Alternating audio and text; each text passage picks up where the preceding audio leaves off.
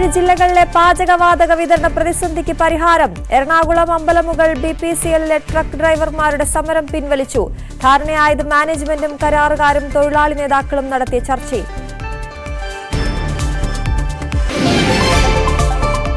കൊച്ചിയിൽ വാഹനാപകടത്തിൽ 2 മരണം. മരിച്ചത് ബൈക്ക് യാത്രക്കാർ. അപകടം ബൈക്ക് KSRTC ബസ്സുകൾക്കിടയിൽപ്പെട്ട്.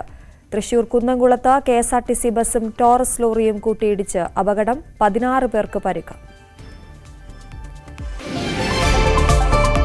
തൃശൂരിൽ ഭാര്യയെ വെട്ടിപ്പരിക്കേൽപ്പിച്ച് ഭർത്താവ് ആത്മഹത്യയ്ക്ക് ശ്രമിച്ചു. സംഭവം ഇരിങ്ങാലക്കുട ചെമ്മണ്ടയിൽ. ഇരുവരും ചികിത്സയിൽ.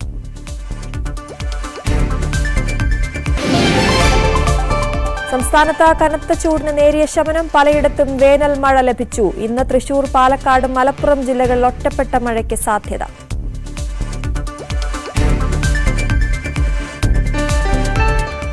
വിശദമായ വാർത്തയിലേക്ക്. പാനൂർ വിഷ്ണുപ്രിയ വധക്കേസിൽ പ്രതി ശ്യാംജിത്ത് കുറ്റക്കാരനെന്ന് കോടതി കണ്ടെത്തിയിരിക്കുന്നു. തലശ്ശേരി അഡീഷണൽ ജില്ലാ സെഷൻസ് കോടതിയുടേതാണ് വിധി. ശിക്ഷ തിങ്കളാഴ്ച വിധിക്കും. വിവരങ്ങളുമായി KV ബൈജു ചേരുകയാണ്. ബൈജു, തലശ്ശേരി കോടതി വിധി പറഞ്ഞിരിക്കുന്നു. പ്രതി കുറ്റക്കാരനെന്ന് കണ്ടെത്തിയിരിക്കുന്നു. എന്തൊക്കെ കാര്യങ്ങളാണ് കോടതി പറഞ്ഞത്? ശിക്ഷാവിധി തിങ്കളാഴ്ച എന്നറിയും.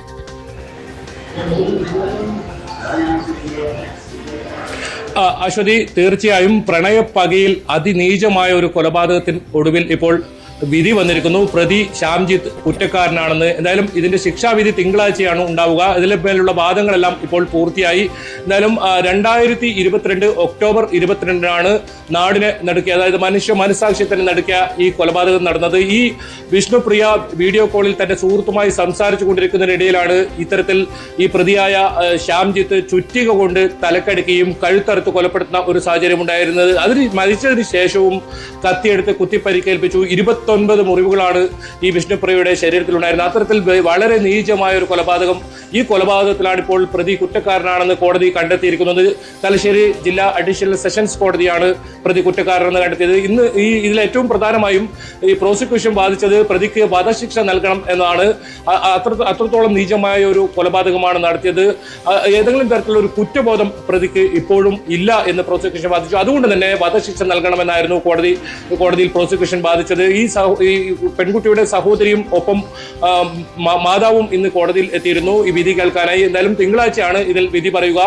ഈ കേസിൽ ഏറ്റവും നിർണായകം ഈ വിഷ്ണുപ്രിയ വീഡിയോ കോളിൽ സുഹൃത്തുമായി സംസാരിച്ചുകൊണ്ടിരിക്കുമ്പോൾ 13 സെക്കൻഡ് ദൃശ്യം, അതായത് ഈ കൊല നടത്തുന്ന 13 സെക്കൻഡ് ദൃശ്യം, CCTV ദൃശ്യങ്ങൾ ലഭിച്ചിരുന്നു. ഇതാണ് ഈ കേസിൽ വളരെ നിർണായകമായത്. നേരിട്ട് ദൃക്സാക്ഷികളോ ഒന്നുമില്ലാത്തൊരു കേസിൽ ശാസ്ത്രീയമായ തെളിവുകളുടെ അടിസ്ഥാനത്തിൽ മാത്രം പോലീസിനും അതുപോലെ തന്നെ പ്രോസിക്യൂഷനും ഇതിൽ വലിയ വിജയം എന്ന് വേണമെങ്കിൽ പറയാം. ഇത്തരത്തിൽ നേരിട്ട് സാക്ഷികൾ ഒന്നും തന്നെ ഉണ്ടായിരുന്നില്ല. ഈ പ്രതി ശ്യാംജിത്ത് ഒരു ബൈക്കിലാണ് എത്തിയത്. ഈ ബൈക്കിൽ പ്രതി ശ്യാംജിത്ത് എത്തുന്നത് കണ്ട ദൃക്സാക്ഷിയുണ്ട്. അത്തരത്തിൽ 72 ദൃക്സാക്ഷികൾ ഈ കേസിൽ സാക്ഷികളായി ഉണ്ട്. നേരിട്ട് സാക്ഷികളില്ലാത്തൊരു കേസിൽ ആണ് ഇത്തരത്തിൽ പ്രതി കുറ്റക്കാരനെന്ന് കണ്ടെത്തിയത്. പ്രധാനമായും വധശിക്ഷ നൽകണം എന്ന് തന്നെയാണ് പ്രോസിക്യൂഷൻ ആവശ്യപ്പെടുന്നത്, ഈ കുടുംബവും ആവശ്യപ്പെടുന്നത്. അത്രയും നീചമായ ഒരു കൊലപാതകമാണ് നടന്നത്. അതുകൊണ്ട് തന്നെ വധശിക്ഷ നൽകണം എന്ന് പറയുന്നു. മാത്രമല്ല, ഈ വിഷ്ണുപ്രിയയുടെ സുഹൃത്ത്, അതായത് ഈ കേസിലെ പ്രധാനപ്പെട്ട സാക്ഷി വിപിൻ രാജിനെ ഇത്തരത്തിൽ കൊലപ്പെടുത്താനും ഈ പ്രതി ശ്രമിച്ചിരുന്നു. ഇന്ന് കോടതിയിലെത്തിയ പ്രതിയോട് കോടതി ഇത്തരത്തിൽ ചോദിച്ചു, എന്തെങ്കിലും പറയാനുണ്ടോ എന്ന് ചോദിച്ചപ്പോൾ തല കുനിച്ച് നിൽക്കുന്ന ഒരു സാഹചര്യം ഉണ്ടായിരുന്നതാണ്. താൻ തെറ്റ് ചെയ്തിട്ടില്ല എന്ന് മാത്രമാണ് പറഞ്ഞത്. അതിനുശേഷം തിങ്കളാഴ്ച ഇത്തരത്തിൽ ഈ വിധി പറയുമെന്ന് കോടതി പ്രസ്താവിക്കുകയാണ് ഉണ്ടായത്. ശരി, ശ്യാംജിത്ത് കുറ്റക്കാരനെന്ന് കോടതി കണ്ടെത്തിയിരിക്കുന്നു. ശിക്ഷാവിധി തിങ്കളാഴ്ച ഉണ്ടാകും. KV ബൈജു ആണ് വിശദവിവരങ്ങൾ നൽകിയത്. എറണാകുളം അമ്പലമുകൾ BPCLലെ ട്രക്ക് ഡ്രൈവർമാരുടെ സമരം പിൻവലിച്ചു. മാനേജ്മെന്റും കരാറുകാരും തൊഴിലാളി നേതാക്കളും തമ്മിൽ നടത്തിയ ചർച്ചയിലാണ് ധാരണയായത്. ഡ്രൈവറെ മർദ്ദിച്ച കയറ്റിറക്ക് തൊഴിലാളിക്കെതിരെ നിയമ നടപടികളുമായി മുന്നോട്ടു പോകാനും തീരുമാനമായി. സമരം പിൻവലിച്ചതോടെ 7 ജില്ലകളിലെ പാചകവാതക വിതരണ പ്രതിസന്ധിക്ക് പരിഹാരമാകും. BPCL ട്രക്ക് ഡ്രൈവർമാരുടെ സമരം പിൻവലിച്ചിരിക്കുന്നു. ഇവിടെ രാവിലെ മുതൽ ആരംഭിച്ച സമരമാണ് ഇപ്പോൾ 2ാം ദിവസത്തിലേക്ക് കടന്നിരുന്നു. വലിയ രീതിയിൽ പാചകവാതക വിതരണ രംഗത്തെ പ്രതിസന്ധികൾ നേരിട്ടിരുന്നു. 7 ജില്ലകളിലായിട്ട് പാചകവാതക വിതരണം പൂർണ്ണമായി നിലക്കുന്ന ഒരു അവസ്ഥയിലായിരുന്നു. ഏതായാലും സമരത്തിന് പരിഹാരമായിരിക്കുന്നു. അവർ ഉന്നയിച്ച ആവശ്യങ്ങൾക്ക് അവർക്കൊപ്പം തന്നെ മാനേജ്മെന്റും കരാറുകാരും ഉണ്ടാകുമെന്ന് വ്യക്തമാക്കിയിരിക്കുന്നു. ഇന്നലെ അവരുടെ സംഘടനയിൽപ്പെട്ട തൊഴിലാളിയെ ഡ്രൈവറെ മർദ്ദിച്ചതിൽ പ്രതിഷേധിച്ചാണ് സമരം ആരംഭിച്ചത്.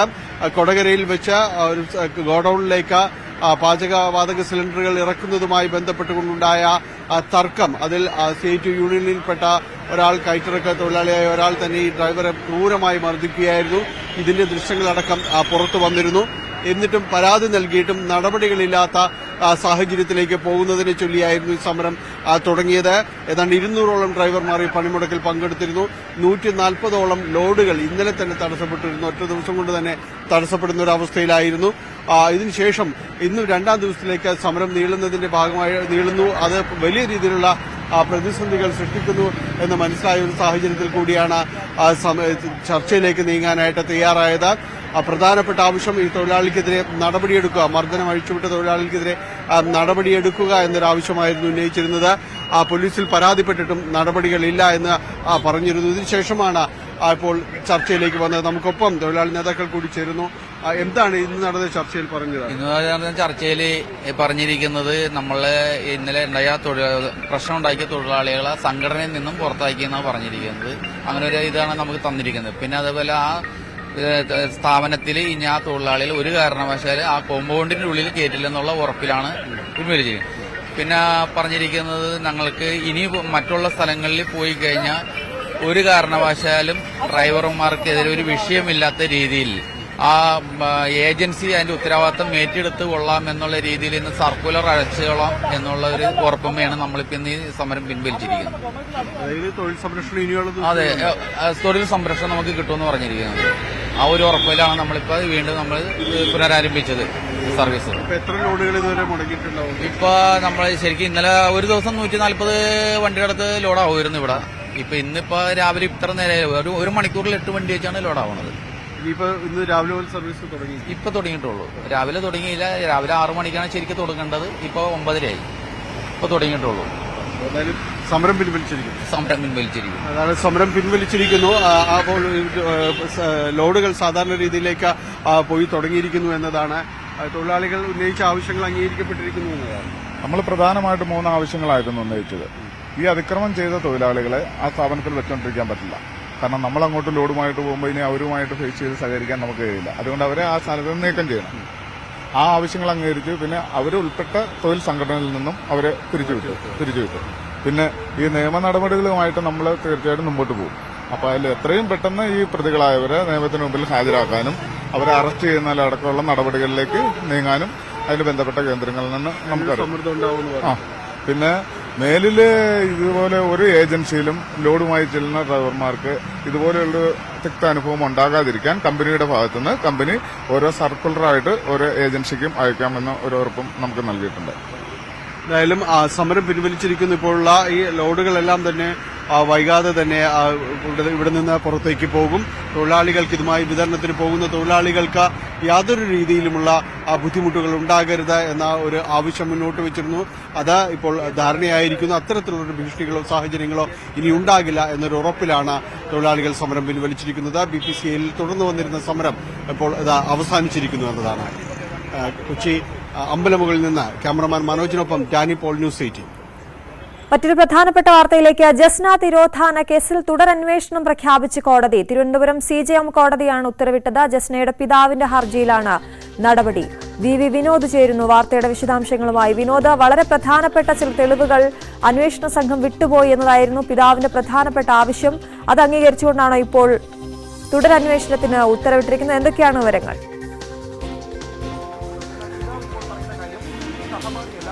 അശ്വതി, തെളിവുകൾ ഉണ്ടെങ്കിൽ മുദ്രവെച്ച കവറിൽ കോടതിയിൽ സമർപ്പിക്കാൻ നേരത്തെ നിർദ്ദേശിച്ചിരുന്നു. ഇതിന്റെ അടിസ്ഥാനത്തിലാണ് ജസ്നയുടെ പിതാവ് ജെയിംസ് തന്റെ പക്കലുള്ള തെളിവുകൾ കോടതിയിൽ സമർപ്പിച്ചത്. ജെയിംസ് ആദ്യം തന്നെ പറഞ്ഞിരുന്നത് ജസ്നയ്ക്ക് ഒരു അജ്ഞാത സുഹൃത്തുണ്ടായിരുന്നു. വ്യാഴാഴ്ചകളിൽ ഒരു ആരാധനാലയത്തിൽ രഹസ്യമായി പ്രാർത്ഥനയ്ക്ക് പോകുമായിരുന്നു. ഇക്കാര്യങ്ങളൊന്നും തന്നെ CBI അന്വേഷണത്തിൽ പരിഗണിച്ചില്ല എന്ന ഒരു വാദം ആദ്യം മുതൽ തന്നെ അദ്ദേഹം പറഞ്ഞിരുന്നു. CBI സംഘത്തിന് തെളിവുകൾ കൈമാറാത്തതിനെക്കുറിച്ച് നേരത്തെ ഒരു നിലപാടെടുത്തത് CBI പിന്നാലെ ഉണ്ട് എന്നറിഞ്ഞാൽ ഈ അജ്ഞാത സുഹൃത്ത് തെളിവുകൾ നശിപ്പിക്കാൻ സാധ്യതയുണ്ട് എന്ന ഒരു കാര്യമാണ്. ഏതായാലും ഇപ്പോൾ ഈ തെളിവുകൾ കോടതിയുടെ മുമ്പിൽ എത്തിയിരിക്കുന്നു. ഇതിന്റെ അടിസ്ഥാനത്തിൽ തുടരന്വേഷണം എന്ന നിർദ്ദേശമാണ് CBIക്ക് നൽകിയിട്ടുള്ളത്. ജസ്നയുടെ മുറിയിൽ രക്തം പുരണ്ട വസ്ത്രമുണ്ടായിരുന്നു എന്ന നിലപാട് നേരത്തെ തന്നെ ജസ്നയുടെ പിതാവ് കോടതിയിൽ ആവർത്തിച്ചതാണ്. എന്നാൽ അങ്ങനെ വസ്ത്രം കണ്ടെത്താൻ കഴിഞ്ഞിട്ടില്ലെന്ന് CBI അറിയിക്കുകയും ചെയ്തു. CBI ഈ കേസിൽ ക്ലോഷർ റിപ്പോർട്ട് നൽകിയ ശേഷവും തുടരന്വേഷണം വേണമെന്ന ആവശ്യം വന്നപ്പോൾ അങ്ങനെയെങ്കിൽ അന്വേഷണം അവസാനിപ്പിച്ചിട്ടില്ല. ഏതെങ്കിലും തരത്തിലുള്ള തെളിവുകൾ ലഭിച്ചാൽ തുടരന്വേഷണം നടത്തുന്നതിന് തടസ്സമില്ലെന്ന് CBI ഉദ്യോഗസ്ഥർ വ്യക്തമാക്കുകയും ചെയ്തിരുന്നു. തുടർന്ന് ഇതിന്റെ കേസ് ഡയറി ഉൾപ്പെടെയുള്ള കാര്യങ്ങൾ കോടതി വിളിച്ചു വരുത്തുകയും പരിശോധിക്കുകയും ചെയ്തു. ജസ്നയുടെ അച്ഛൻ കൈമാറിയ തെളിവുകളുമായി ബന്ധപ്പെട്ട കാര്യങ്ങൾ അന്വേഷണത്തിന്റെ പരിഗണനയിൽ വന്നിട്ടുണ്ടോ എന്നതാണ് കോടതി പ്രധാനമായും പരിശോധിച്ചത്. ഇതിനുശേഷമാണ് ഇപ്പോൾ ഒരു അന്തിമ വിധി വന്നിരിക്കുന്നത്. ജസ്ന കേസിൽ തുടരന്വേഷണമാകാം. ജസ്ന ജീവിച്ചിരിപ്പുണ്ടോ ഇല്ലയോ എന്ന കാര്യത്തിൽ വ്യക്തതയില്ല എന്ന ഒരു നിഗമനവുമായാണ് ഏറ്റവും ഒടുവിൽ CBI ക്ലോഷർ റിപ്പോർട്ട് നൽകിയത്. ജസ്ന ജീവിച്ചിരിപ്പില്ല എന്ന ഒരു നിഗമനം തന്നെയാണ് ജസ്നയുടെ പിതാവിനുമുള്ളത്. പക്ഷേ ജസ്നയുമായി ബന്ധപ്പെട്ട കാര്യങ്ങൾ പൂർണ്ണമായും പരിശോധിച്ചിട്ടില്ല. ഈ അജ്ഞാത സുഹൃത്ത് പ്രാർത്ഥനയ്ക്ക് പോയിരുന്ന സ്ഥലം, രക്തം പുരണ്ട വസ്ത്രം തുടങ്ങിയ കാര്യങ്ങൾ ഇതെല്ലാം തന്നെ കൃത്യമായി പരിശോധിക്കുകയും അന്വേഷിക്കുകയും ചെയ്യണമെന്ന ആവശ്യമാണ് ഇപ്പോൾ കോടതി ശരിവച്ചിരിക്കുന്നത്. അശ്വതി, വിനോദ്, വളരെ വർഷങ്ങൾക്ക് മുൻപുള്ള ഒരു കേസാണ്. അതിലൊരു തുടരന്വേഷണം എന്ന് പറയുമ്പോൾ അത് ഏത് രീതിയിലായിരിക്കണം എന്നത് സംബന്ധിച്ച് എന്തെങ്കിലും കോടതിയുടെ പ്രഖ്യാപനത്തിലുണ്ട്? എന്തൊക്കെയാണ് ഇതിൽ പ്രധാനമായും ഈ അജ്ഞാത സുഹൃത്തിനെ കുറിച്ച് പറയുന്ന ഭാഗം തന്നെയാണ്. ആരാണ് സുഹൃത്ത്? ജസ്നയുടെ പിതാവ് പറയുന്നത് ജസ്നയുടെ ആൺ സുഹൃത്തിനെ ചുറ്റിപ്പറ്റിയായിരുന്നു അന്വേഷണം. കോളേജിലെ ചില സഹപാഠികളെ കുറിച്ചും അന്വേഷിച്ചു. അതല്ലാതെ ഈ അജ്ഞാത സുഹൃത്തിനെ കുറിച്ചുള്ള അന്വേഷണം ഉണ്ടായില്ല. അതോടൊപ്പം തന്നെ പ്രാർത്ഥനയ്ക്ക് പോയിരുന്ന ആരാധനാലയം, അവിടം കേന്ദ്രീകരിച്ചുള്ള അന്വേഷണം വേണമെന്ന ആവശ്യം. ഇത് അജ്ഞാത സുഹൃത്ത് ആരാണ് എന്നതടക്കമുള്ള കാര്യങ്ങളിലാണ് ഇനി കൃത്യമായി അന്വേഷണം വേണ്ടത്. അത് സംബന്ധിച്ചുള്ള ഒരു നിർദ്ദേശം ഇതിനകം കോടതിയുടെ ഉത്തരവായി വന്നിരിക്കുന്നു. ഇനി CBIയുടെ തുടരന്വേഷണമാണ് ഉണ്ടാകേണ്ടത്. അശ്വതി, വി വിനോദാണ് വിവരങ്ങൾ നൽകിയത്. ജസ്ന കേസിൽ തുടരന്വേഷണം പ്രഖ്യാപിച്ചിരിക്കുകയാണ് കോടതി. കൊച്ചിയിൽ വാഹനാപകടത്തിൽ 2 മരണം. ബൈക്ക് യാത്രികരാണ് അപകടത്തിൽപ്പെട്ടത്. പാലാരിവട്ടം ചക്കരപ്പറമ്പിലാണ് വാഹനാപകടമുണ്ടായത്. ബൈക്ക് KSRTC ബസ്സുകൾക്കിടയിൽ പെടുകയായിരുന്നു. അപകടത്തെ തുടർന്ന് ദേശീയപാതയിൽ ഗതാഗത കുരുക്കുണ്ടായി. ഇന്ന് പുലർച്ചെ വാഹനാപകടത്തിൽ 2 ബൈക്ക് യാത്രക്കാരാണ് മരണമടഞ്ഞത്.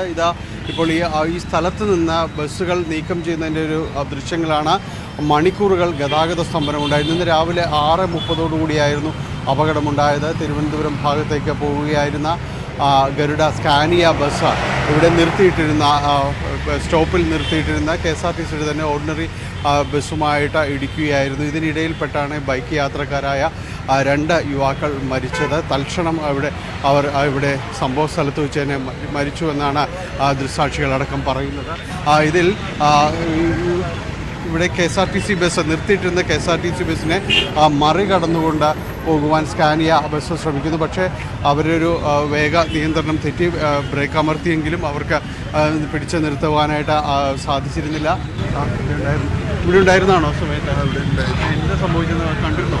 ചവിട്ടിയിട്ട് കിട്ടാനാണ് ബസ്. 2ന്റെ നടുക്ക് ആളുണ്ടായിരുന്നു ബസ്സിന്റെ. അങ്ങനെ ഇപ്പോൾ ഫ്രണ്ടിലൊരു KSRTC ഉണ്ടായി. ആ ബസ് ഒതുക്കുന്ന സമയത്ത് ഈ ബൈക്കുകാർ 2 പേരും ഇടയിൽപ്പെട്ടതാണ്. അപ്പോൾ തന്നെ മരണപ്പെട്ടായിരുന്നു ഇടിച്ചപ്പോൾ തന്നെ. ബസ്സിലുള്ളവർ ദേഹാസ്വസ്ഥമല്ല, അവർ ആശുപത്രിയിലാണ്. അതിനെക്കുറിച്ച് അറിയില്ല. ബസ്സിലുള്ളവർ അപ്പോൾ തന്നെ നമ്മൾ പുറത്തേക്ക് ഇറക്കിയായിരുന്നു. ആളുകളൊക്കെ ഉണ്ടായിരുന്നു, കുറച്ച് പേരുണ്ടായിരുന്നു. പിന്നെ അപ്പോൾ തന്നെ പോലീസും ഫയർഫോഴ്സും എല്ലാവരും വന്നു. ഈ സംഭവ സ്ഥലത്തുണ്ടായിരുന്ന സാക്ഷിയുടെ ഒരു വിവരണമാണ് നമ്മൾ കേട്ടത്. ഇതിൽ വലിയ നടുക്കമാണ് ഈ അപകടം എല്ലാവരിലും തന്നെ ഉണ്ടാക്കുന്നത്. കാരണം ദേശീയപാതയിൽ ഇന്ന് രാവിലെ തൃശ്ശൂരും ഒരു അപകടമുണ്ടായിരുന്നതിന് ശേഷം തുടർച്ചയായി ഇടപ്പള്ളിയിലും രാവിലെ മഴയുണ്ടായിരുന്നു. ഈ മഴ കാരണമായിരിക്കാം ബസ് ബ്രേക്ക് അമർത്തിയതിൻ്റെ എല്ലാ ലക്ഷണങ്ങളും ഉണ്ട്. പക്ഷേ ബ്രേക്ക് അമർത്തിയിട്ട് അത് നിർത്താനായിട്ട് സാധിച്ചിരുന്നില്ല. തുടർന്ന് ഇവിടെ ഉണ്ടായിരുന്ന ഓർഡിനറി ബസ്സിൽ അത് ഇടിക്കുകയും അതിനിടയിൽപ്പെട്ടായിരുന്ന ഈ യുവാക്കൾക്ക് ദാരുണമായ അന്ത്യം സംഭവിക്കുകയും ചെയ്യുന്നത്. 2 പേരും തൽക്ഷണം മരിച്ചു എന്ന് തന്നെയാണ് അറിയുന്നത്. 2 പേരും മൃതദേഹങ്ങൾ സമീപത്തുള്ള ആശുപത്രി മോർച്ചറിയിലേക്ക് മാറ്റിയിട്ടുണ്ട്. വലിയ രീതിയിൽ ഗതാഗതക്കുരുക്ക് മണിക്കൂറുകളോളം ദേശീയപാതയിൽ ഈ ഭാഗത്തുണ്ടായിരുന്നു. പിന്നീട് പോലീസ്, നാട്ടുകാർ എല്ലാവരും തന്നെ എത്തി ഇതിൽ നിന്ന് ആളുകളെ അടക്കം പൂർണ്ണമായിട്ട് തന്നെ മാറ്റിയതിനു ശേഷം ബസ് നീക്കം ചെയ്യുവാനുള്ളൊരു ശ്രമമാണ് നടന്നുകൊണ്ടിരിക്കുന്നത്. ഇതിൽ അപകടം രാവിലെ ഉണ്ടായിരുന്ന ഈ അപകടം വല്ലാത്ത രീതിയിൽ തന്നെ ആളുകളിൽ ആഘാതം സൃഷ്ടിച്ചു. ബസ് യാത്രക്കാർക്ക് തന്നെ വലിയ രീതിയിലുള്ള മാനസികാഘാതം സൃഷ്ടിച്ചിരുന്നു. അവരെ ഏതാണ്ട് 7 പേരോളം പേരെ ഇവിടെ അടുത്ത ആശുപത്രിയിലേക്ക് മാറ്റിയിട്ടുണ്ട്. ഇപ്പോൾ ഗതാഗത ക്രമീകരണങ്ങൾ പൂർണ്ണമായിട്ട് തന്നെ ഒരുക്കി ബസ്സുകൾ മറ്റു വാഹനങ്ങൾ കടത്തിവിടുന്നൊരു അവസ്ഥയിലേക്കടക്കം കാര്യങ്ങൾ ക്രമീകരിച്ചിട്ടുണ്ട്. രാവിലെ പുലർച്ചെ 6:30 ഇവിടെ എടപ്പള്ളി ഭാഗത്ത് വെച്ച് അപകടം സംഭവിക്കുന്നത്. കൊച്ചിയിൽ നിന്ന് ക്യാമറമാൻ മനോജിനൊപ്പം ഡാനി പോൾ, ന്യൂസ് 18. തൃശൂർ കുന്നംകുളം കുറുക്കൻപാറയിൽ KSRTC ബസ്സും ടോറസ് ലോറിയും കൂട്ടിയിടിച്ച് 15ലധികം പേർക്ക് പരിക്ക്. ഗുരുവായൂരിൽ നിന്ന് കുന്നംകുളം വഴി കൊട്ടാരക്കരയിലേക്ക് പോയ KSRTC ബസ്സാണ് അപകടത്തിൽപ്പെട്ടത്. ഗുരുതരമായി പരിക്കേറ്റ ഡ്രൈവർമാരെ തൃശൂർ മെഡിക്കൽ കോളേജിൽ പ്രവേശിപ്പിച്ചു. ഇടിയുടെ ആഘാതത്തിൽ ഇരു വാഹനങ്ങളുടെയും മുൻവശം തകർന്നു. ടിപ്പർ വെട്ടിപ്പൊളിച്ചാണ് ഡ്രൈവറെ പുറത്തെടുത്തത്. ശക്തമായ മഴയെ തുടർന്ന് KSRTC ബസ് നിയന്ത്രണം നഷ്ടപ്പെട്ട് ടോറസ് ലോറിയിൽ ഇടിക്കുകയായിരുന്നുവെന്ന് ദൃക്സാക്ഷികൾ പറഞ്ഞു.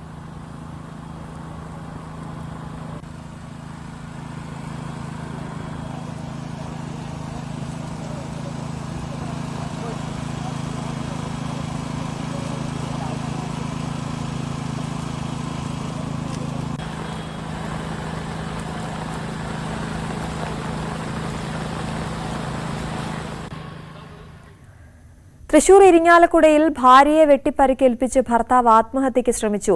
കാട്ടൂർ കാരളം ചെമ്മണ്ടയിലാണ് സംഭവം. ചെമ്മണ്ട സ്വദേശി സാബു, ഭാര്യ ദീപ്തി എന്നിവരെ ആശുപത്രിയിൽ പ്രവേശിപ്പിച്ചു.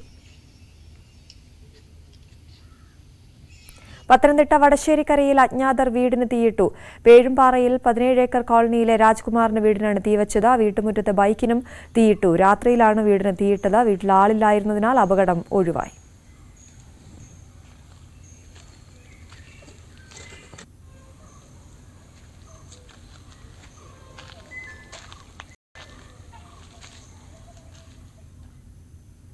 തൃശൂർ വടക്കാഞ്ചേരി മങ്കരയിൽ വീടിന് തീപിടിച്ചു. വീട് പൂർണ്ണമായും കത്തിനശിച്ചു. ഇന്നലെ രാത്രി 8 മണിയോടെയായിരുന്നു സംഭവം. സമീപത്തുള്ള വീടുകളിലേക്ക് തീ പടരാതെ നോക്കിയതിനാൽ വലിയ ദുരന്തം ഒഴിവായി. ഒറ്റയ്ക്ക് താമസിക്കുന്ന കളത്തൂർ വീട്ടിൽ പാർവതിയമ്മയുടെ വീടാണ് കത്തിനശിച്ചത്. വടക്കാഞ്ചേരി ഫയർഫോഴ്സും നാട്ടുകാരും ചേർന്ന് 1 മണിക്കൂറോളം പണിപ്പെട്ടാണ് തീ പൂർണ്ണമായും അണച്ചത്. വീടിന് പുറത്തും അകത്തും ഉണങ്ങിയ വിറകുകൾ വലിയ അളവിൽ ശേഖരിച്ചു വെച്ചതാണ് തീ പടരാൻ ഇടയാക്കിയത്. സംഭവ സമയത്ത് വീട്ടിൽ ആളില്ലായിരുന്നതിനാൽ ആളപായം ഒഴിവായി. അതേസമയം തീപിടുത്തത്തിന്റെ കാരണം വ്യക്തമല്ല. ഇടവേള.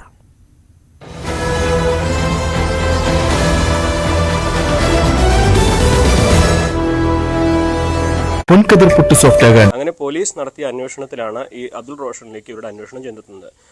സൈബർ CIയുടെ നേതൃത്വത്തിലുള്ള സംഘമാണ് ഈ കേസ് അന്വേഷിച്ചത്. അങ്ങനെ കർണാടകയിലെ മടിക്കേരിയിൽ നിന്നും ഇയാളെ അന്വേഷിച്ച് സംഘം പിടികൂടുമ്പോൾ 40,000 സിം കാർഡുകളും 180 മൊബൈൽ ഫോണുകളും ഇയാളിൽ നിന്ന് കണ്ടെടുത്തു എന്നാണ് പറയുന്നത്. അതായത് ഇയാൾക്ക് ഒരു മൊബൈൽ കമ്പനിയുടെ വിതരണ ശൃംഖലയിൽ ഉൾപ്പെട്ട ആളാണ്. അങ്ങനെ ഇയാൾ വ്യാജമായിട്ട് മറ്റൊരു യുവതിയുടെ പേരിലെടുത്ത സിം കാർഡ് വഴിയാണ് ഈ വേങ്ങര സ്വദേശിയെ പറ്റിച്ചത്. ഇതുപോലെ തന്നെ ഇയാൾ ഇത്തരത്തിൽ സിം കാർഡുകൾ നൽകുന്ന മറ്റ് ഏജൻസികളുമായിട്ട് നല്ല ബന്ധത്തിലായിരുന്നു. ഒരാൾ ഒരു സിം കാർഡ് എടുക്കാൻ വരുമ്പോൾ അയാളിൽ നിന്നും ബയോമെട്രിക് വിവരങ്ങൾ ശേഖരിക്കുമ്പോൾ 3 തവണ അത്തരം വിവരങ്ങൾ ശേഖരിച്ചുകൊണ്ട് 3 സിം കാർഡുകൾ ഈ വിതരണക്കാർ എടുക്കുന്നു. അതിലൊന്ന് മാത്രമാണ് ഈ യഥാർത്ഥ ആൾക്ക് നൽകുന്നത്. ബാക്കി 2 തട്ടിപ്പുകാർക്ക് നൽകും. ഒരു സിം കാർഡിന് 50 രൂപ വെച്ച് ഈ റോഷൻ ഉൾപ്പെടുന്ന സംഘം ഇവർക്ക് ഇതുമായി സഹകരിക്കുന്നവർക്ക് നൽകുന്നു. അത്തരത്തിൽ ശേഖരിക്കുന്ന സിം കാർഡുകൾ ഉപയോഗിച്ചാണ് ഇവർ തട്ടിപ്പ് നടത്തിയിരുന്നത്. ഇത് വിവിധ 180 മൊബൈൽ ഫോണുകളിൽ വിവിധ IMEI നമ്പറുകളിൽ ഇട്ട് ഓൺലൈൻ തട്ടിപ്പുകളും മറ്റും.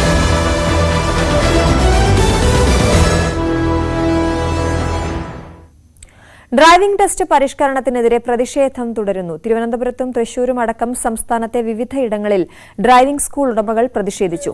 തിരുവനന്തപുരം മുട്ടത്തറയിൽ റോഡിൽ കിടന്നായിരുന്നു ഡ്രൈവിംഗ് സ്കൂൾ അസോസിയേഷന്റെ നേതൃത്വത്തിൽ പ്രതിഷേധം. തൃശൂരിൽ അത്താണി ഗ്രൌണ്ടിൽ ശവക്കുഴി ഒരുക്കി അതിൽ കിടന്നായിരുന്നു ഡ്രൈവിംഗ് സ്കൂൾ ഉടമകൾ പ്രതിഷേധിച്ചത്.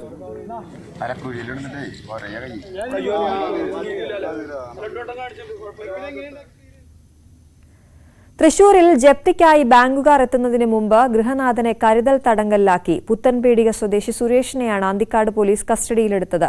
പിന്നാലെ വൻ പോലീസ് സന്നാഹത്തോടെ വീട് ജപ്തി ചെയ്തു. ഭാര്യയും മക്കളും പെട്രോൾ ഒഴിച്ച് തീ കൊളുത്തുമെന്ന് ഭീഷണിപ്പെടുത്തിയിരുന്നു. വാതിൽ ചവിട്ടിപ്പൊളിച്ച് പോലീസ് അകത്ത് കയറി. ഇവരെ വീട്ടിൽ നിന്ന് ഇറക്കിയായിരുന്നു ജപ്തി നടപടി പൂർത്തിയാക്കിയത്.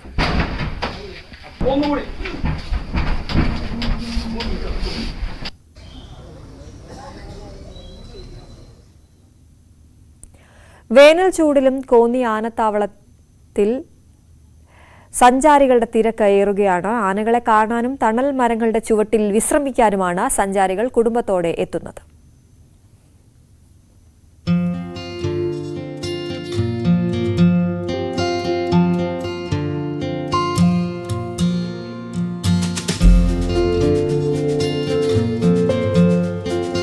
കടുത്ത വേനലിലും കോന്നി ആനത്താവളത്തിൽ നിരവധി സഞ്ചാരികളാണ് എത്തുന്നത്. ആനകളെ അടുത്തറിയാനും ആന മ്യൂസിയം കാണാനുമാണ് സഞ്ചാരികൾ ഏറെയും എത്തുന്നത്. ആനകളെ പരിശീലിപ്പിക്കുന്ന ആനക്കൂടും കൊച്ചയ്യപ്പൻ എന്ന കുട്ടിയാനയുമാണ് ഇവിടുത്തെ കൗതുക കാഴ്ച. അവധിക്കാലം ആഘോഷിക്കാൻ കുട്ടികൾക്ക് നല്ലൊരു വിനോദസഞ്ചാര കേന്ദ്രമാണ്. ഇനി കുറേ കാര്യങ്ങളൊക്കെ മെച്ചപ്പെടുത്താനുണ്ട്. അതിന് ഒരു ഇത് കൊണ്ടുവന്നാൽ നന്നായിരിക്കും. എല്ലാം ഞങ്ങൾക്ക് ഇഷ്ടപ്പെട്ടു. പിന്നെ ആനയെ പരിപാലിക്കുന്ന രീതിയൊക്കെ നന്നായിട്ടുണ്ട്. എൻ്റെ ശുശ്രൂഷകരെയും പരിപാലിക്കുന്നവരെയൊക്കെ പരിചയപ്പെട്ടു. എല്ലാം നന്നായിട്ടുണ്ട്. 5 ആനകളാണ് കോന്നി ആനത്താവളത്തിലുള്ളത്. ചട്ടം പഠിപ്പിച്ച് പരിശീലനം ലഭിച്ചവയാണ് ഇവ. ആനകളെ പരിശീലിപ്പിക്കുന്ന പഴയകാല ഉപകരണങ്ങളും ചിത്രങ്ങളുമാണ് ആന മ്യൂസിയത്തിലെ കാഴ്ചകൾ. ഒരു ദിവസം വന്നാൽ പിന്നെയും എത്തുന്നവരുമുണ്ട്. കുട്ടികളെയും കൊണ്ട് എൻജോയ് ചെയ്യാൻ പറ്റിയ സ്ഥലമാണ്.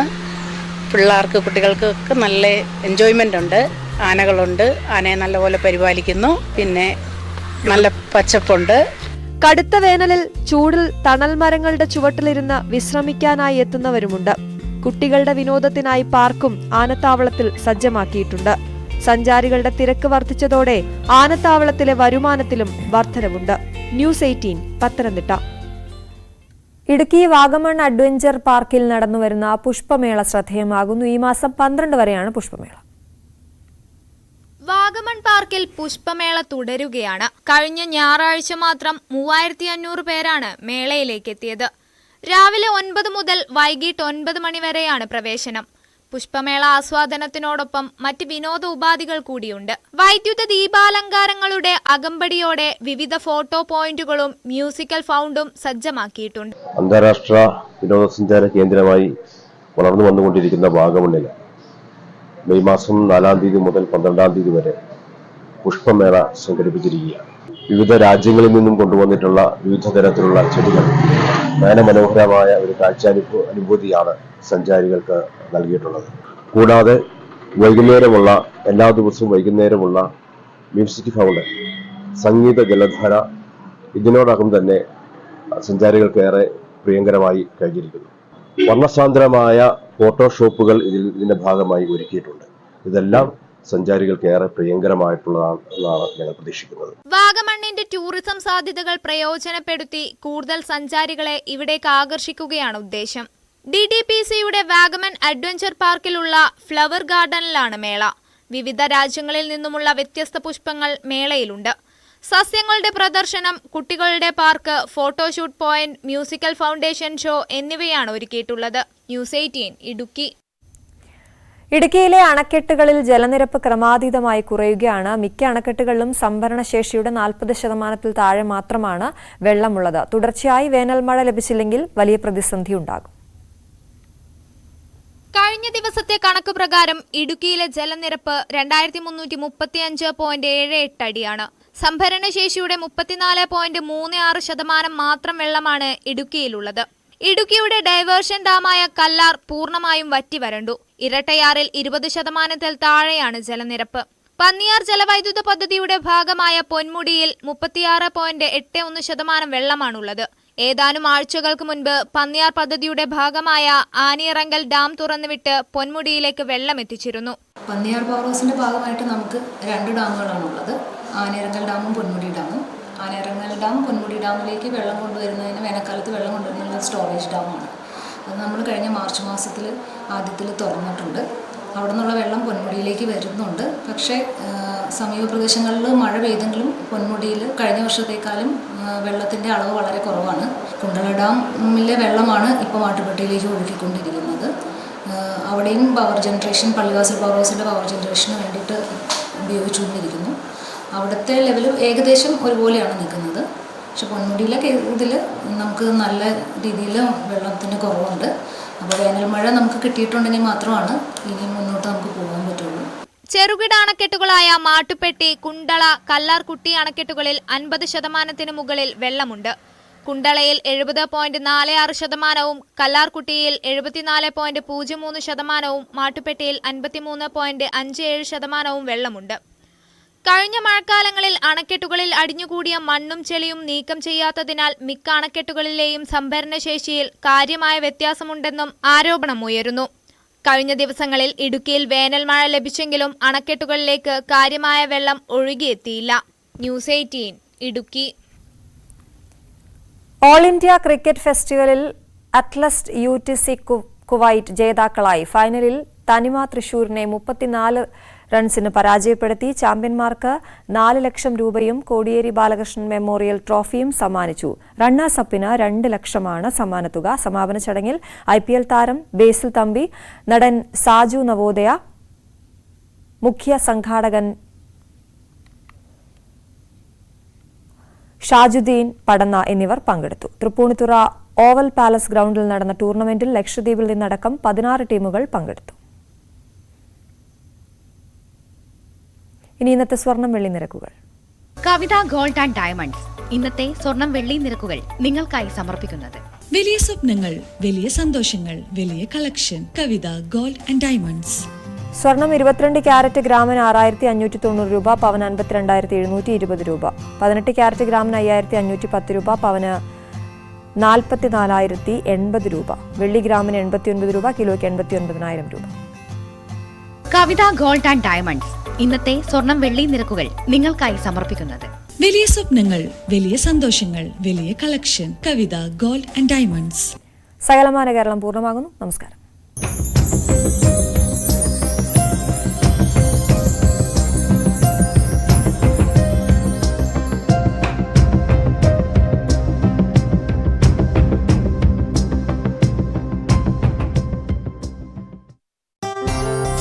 ഇതുപയോഗിച്ചാണ് ഇവർ തട്ടിപ്പെല്ലാം നടത്തിയിരുന്നതെന്നാണ്